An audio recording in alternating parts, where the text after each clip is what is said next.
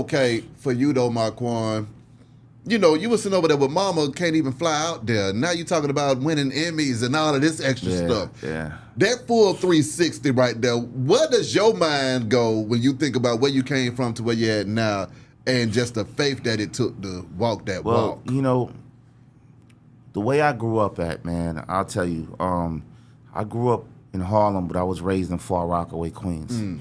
Far Rockaway, Queens is like growing up in the mud. It's like a little inlet, one way in, one way out. Yeah. It's the last stop on the A train. And I grew up around a bunch of New York City housing projects. Yeah. So I'm in Atlanta right now, but, you know, in New York, we have projects that are 13, 14 stories, 2,000, 3,000 people living in these buildings.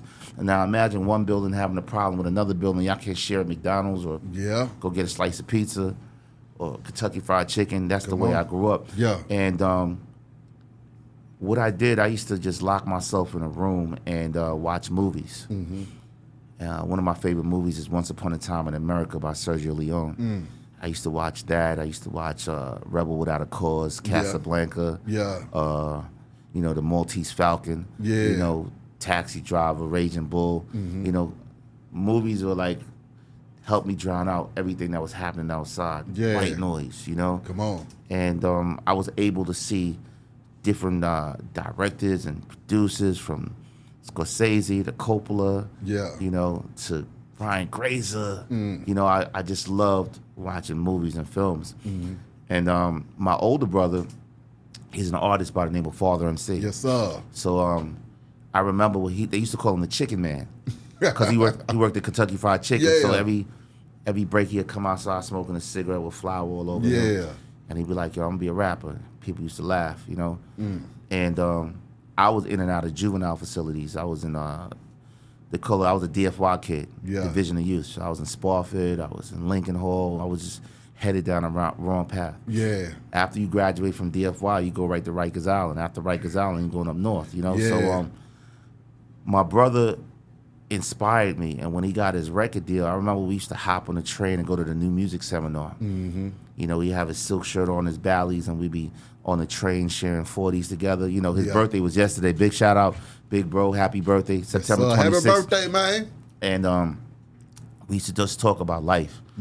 And I remember watching Video Music Box and seeing treat them like they want to be treated. Seeing Puffy doing a Running Man in the video, you know what I'm saying? And my man Fendi, you know, and I was like, wow. My brother said, now it's time for you to come on the road with me. So he took me around the country, around the world, and I was able to see a different way of living. You know, I've been to hoods from Chicago to Watts, to Cabrini Green, Robert Taylor houses when they was up, you know, to Compton, to the famous roller skating parties out there. You know, I was able to see the world, you know, D.C., New Haven, Connecticut, you know, Africa, you know, and that saved me because I was going down the wrong path. You know, a lot of my friends that I grew up with, they used to laugh at me because I was a roadie. So you know what a roadie is.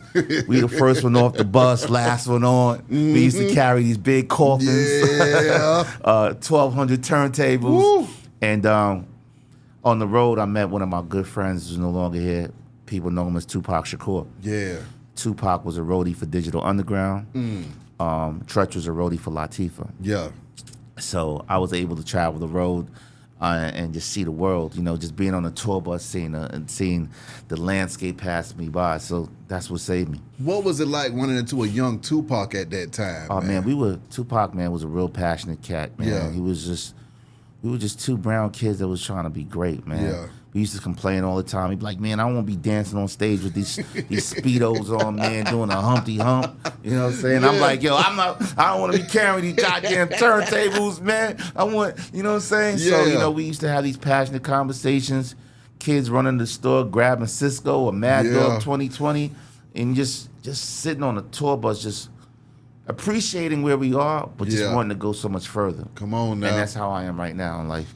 Did you think that he was going to go out as one of the greatest of all time at that time when y'all were just two kids trying to figure it out? We were two kids, man, because you just never know, man. I mean, I knew Boyz II Men when they were just opening up for people. I knew Jodeci when they just had a demo with just a white sticker on the tape, you know.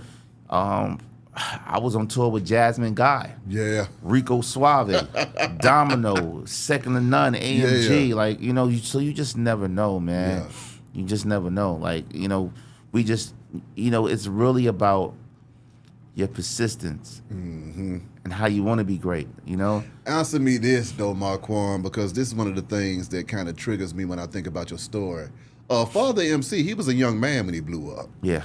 Pac was a young man when he blew up. Yeah. And then you getting your stuff as a grown man. Yeah. I mean, what was that like, seeing all of that and having to wait your time, not knowing if it's ever going to really happen or not? Well, you know what? I'm a person that, like I said, I don't have a plan B, you know? Yeah. Everybody has their time. Yeah. You know, I remember when, you know, I was in the movie Juice, I was in Poetic Justice, and I was just looking from the sidelines, just, you know, not jealous, just happy to be there, you know. My brother, remember, I was a teenager. I was a kid when I was on the road. My brother was in his 20s, I mean, his mid-20s, you know. So I seen it, and it prepared me, you know. Yeah. You know, everybody gets their time later on, like, you know, if you work for it and just don't give up. That's right. That's you know, right. Some of my favorite stories are like people like Samuel Jackson, who was smoking crack behind the Apollo at 40-something years old. So look where he's at right now. Come right? on. Look at Charles Dutton, who came home from jail and went to Yale to study theater. You know, they wrote him off. Yeah. Look at Tim Allen, your favorite white person, Home Improvement. Home Improvement. Got caught transporting drugs in 2 years. You know. Look at Eric Bishop, aka Jamie Foxx. You know. So everybody has their time. It doesn't matter if you got it when you were young or even older. You know what I'm saying? You're the only person that can stop you. Exactly.